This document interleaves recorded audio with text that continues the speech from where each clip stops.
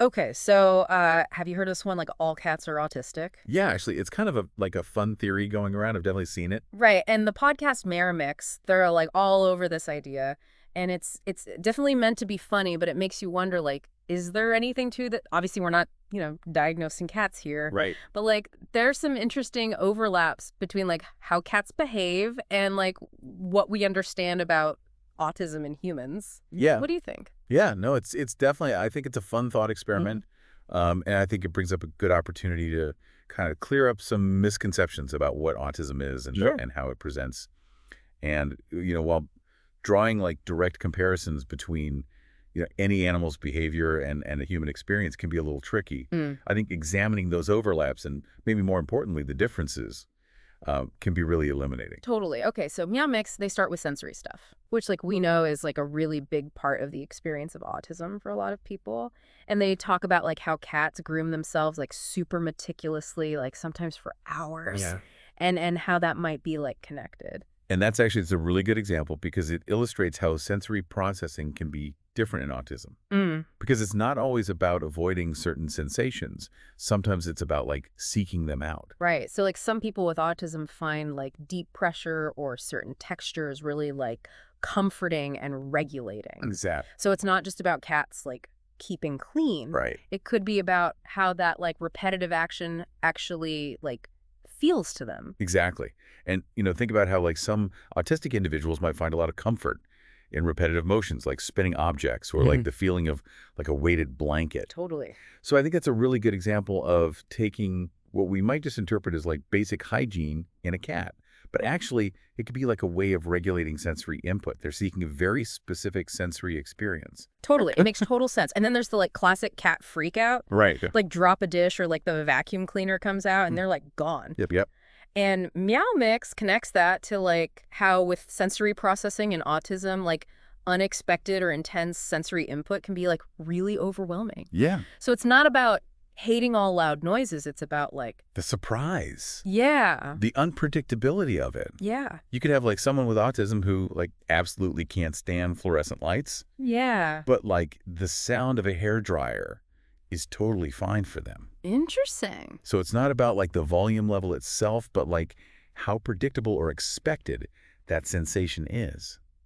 So when that cat bolts at a sudden noise, is it really the volume or is it like the unpredictable nature of that sound that's like really unsettling? It's like a mini fight or flight just Totally. because it's like sensory overload. It makes you wonder, like all those times that your cat seemed to overreact to like something really small. Totally. Maybe they're just wired a little differently. Right. Like we just don't know how their little brains are interpreting it.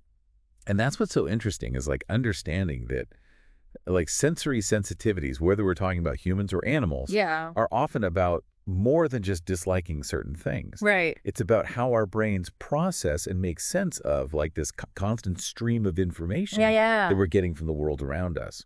And this kind of leads into like the next thing that Meow Mix brings up is like this idea of cats being kind of like solitary creatures Right. who, maybe struggle with social cues. And they kind of compare this to like the social challenges that folks with autism often experience. It's like that whole like cats are the ultimate introverts. Like Yeah. they just want to like hang out by themselves in a sunbeam and like silently judge everyone. Yeah, totally. It's funny, but we do have to like remind ourselves that like social interaction in autism is way more complicated than just like disliking other people. It's about like differences in communication styles, social cues, and just like how people perceive and navigate like social situations. So it's not like somebody with autism doesn't want to like connect with other people. It's just that it might be like a different experience. Like they Exactly. might like experience it and process it differently. Exactly. And that's where I think like the meow mix comparison needs a little bit of like a caveat or like an asterisk Okay. because, they're looking at things like cats hiding from newcomers or like hissing at strangers Yeah. as like potential signs of social anxiety. Right. And like, yeah, social anxiety can definitely be a factor for autistic people in social situations. Sure, but there are like other explanations for why a cat might be like Oh, absolutely. hiding from a stranger. Of course. We Ah, can't rule out things like territorial instincts, yeah. fear of the unknown, Yeah. or even just like, cats could just be kind of grumpy sometimes. Totally. And so, that's not unique to like, Right. a cat that we might perceive as being on the autism spectrum. Those are very, It's just a cat thing. exactly. It's just a cat thing. And it really kind of brings it back to like, understanding the full spectrum of feline behavior. Totally. Just as we strive to understand the full spectrum of human behavior and not like jumping to conclusions based on like surface level. For sure. Yeah, we're putting our own human stuff on the cat. Exactly. Right? Like we're anthropomorphizing. We do it all the time. Yeah, for sure. Okay, so we've talked about like sensory stuff, we've talked about like social stuff. And another thing that Meow Mix brings up is this idea of cats being creatures of habit. Yes. Which again, like every cat owner knows, Big time. that's like cat 101. But they connect that to like how sometimes people on the autism spectrum find a lot of comfort and predictability. So what do you think about that connection? Yeah, no, for sure. Like cats definitely seem to thrive on those routines. Like you said, their meal times, where their litter box is their favorite spot to nap. They really like when those things stay put. Yeah. And it is interesting to think about that, like alongside the comfort that predictability can bring for some people with autism. Yeah, totally. It's like that story from Meow Mix about the cat who like completely lost it when they moved his food bowl. Like just a little bit. Oh my God. And it's like, come on, dude. It's just a few inches.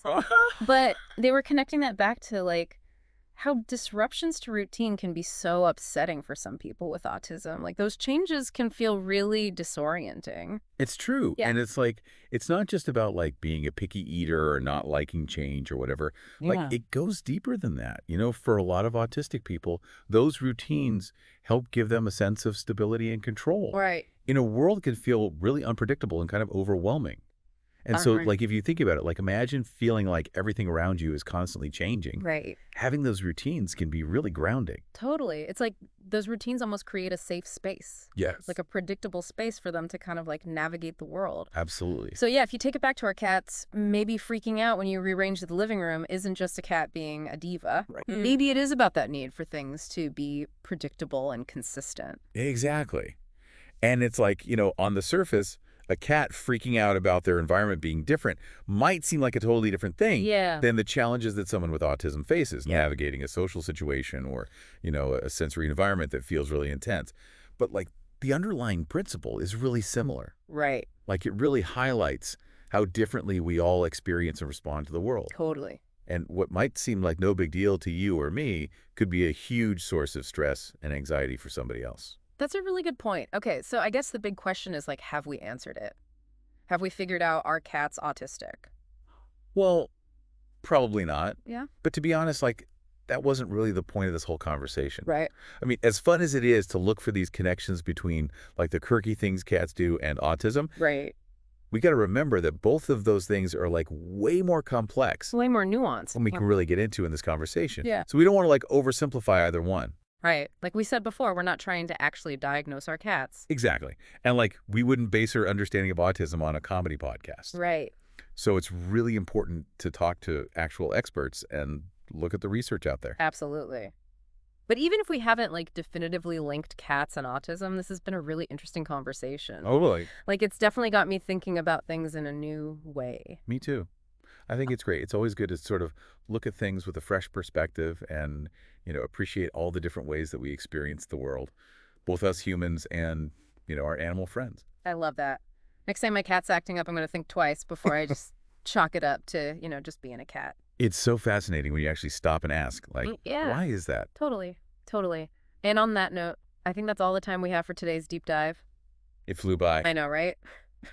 But we'll be back soon with more so. Until then, everybody keep those brains buzzing, keep making those observations, and keep asking why. You never know what